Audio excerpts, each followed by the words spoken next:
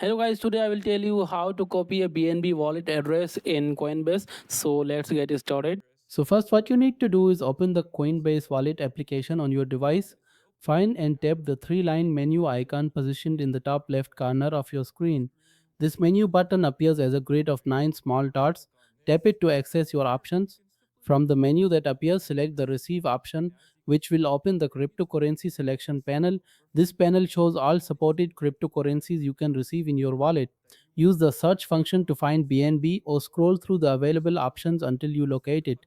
Tap on BNB to select it as your desired cryptocurrency for receiving funds. Your unique BNB wallet address will now display along with its corresponding QR code.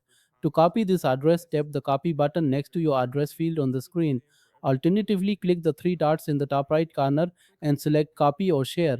This action copies your specific BNB address, which you can then provide to anyone. Remember that each cryptocurrency has its own unique address within Coinbase wallet. You can send this address to anyone who needs to transfer BNB to your wallet, and that's how you copy a BNB wallet address on Coinbase.